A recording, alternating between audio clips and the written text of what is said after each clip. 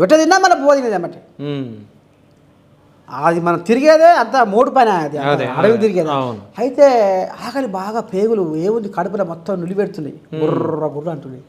స్టూడియోలో ఒకనాడు పెట్టిండు, మళ్ళీ తెల్లారి నేను ఏమంటాడుగా బయట పోయి తింటే రేపు మళ్ళీ తువకి రాయికి ఉండాలి ఆడికి ఉన్న పైసలని ఈయన గజ్ఞ ఏం చేయాలి ఎట్లా చేయాలని. ఇక బసవతారకం క్యాన్సర్ హాస్పిటల్ ఉందా, అవును, ఇక గిట్టిన అటు పోతున్నా, ఏమైనా బుడ్డ బోటలు దొరుకుతుందేమని పోతున్నా. ఆఖరికి ఏమైనా బిస్కెట్ ప్యాకెట్లు ఇడ్లు బుడ్డ ఏమైనా తిందామని అటు పోతుంటే ఈ కార్ల మీద బువ్వ తెచ్చి ప్యాకెట్లు ఇస్తుర్రు. అవును, ప్యాకెట్లు ఇస్తుర్రు, కొంత ఇస్తారంటారు, బువ్వ పెడుతుర్రు, ఇద్దరేమో వచ్చారు. వా, ఇక ఆకలి అవుతుంది, దుఃఖం వస్తుంది, ఏం చెయ్యా ఎట్లా ఏమని అనుకోని, అంటే నన్ను ఏమన్నా ఎలగొడతారా ఏందిరో అనిపిస్తుంది.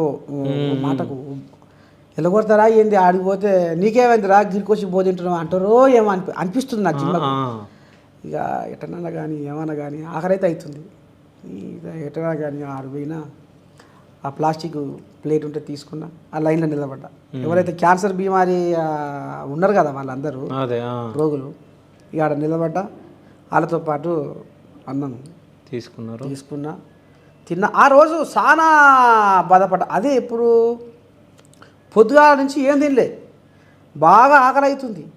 ఆడ అప్పటికే 2 సార్లు తింటోని అయితే, అంతా ఛాయ్ తాగి రొట్టె తిని అన్నం తింటోని అయితే, ఇక తట్టుకోలేకపోతున్నా. మధ్యాహ్నం ఒకనాడు అది అని పెట్టి మళ్ళీ నైట్ కూడా ఉపాసమే పండుకున్నా. ఇదంతా బాగా ఇదయ్యి చాలా బాధపడ్డా. అట్లా ఆ రకంగా ఆఖరికి వస్తే రకాల క్యాన్సర్ రోగుల మధ్య ఉండి కూడా అక్కడ తెచ్చిన ఎవరైతే వాళ్ళ కడుపు చల్లకుండా అన్నదాత ఆయన బువ్వ పెడితే అప్పుడు తిన్నాక పానం జర్ర నిమ్మరపడింది. అప్పుడు చాలా బాధ అనిపించింది. సో అప్పుడు అనిపించింది పాట కోసము ఇంత కష్టమైనా నేను పాటను మాత్రం వదులుకోను. ఎంత కష్టమైనా పాటతో ప్రయాణం చేసిన, కానీ పాటను అయితే వదులుకోలేదు.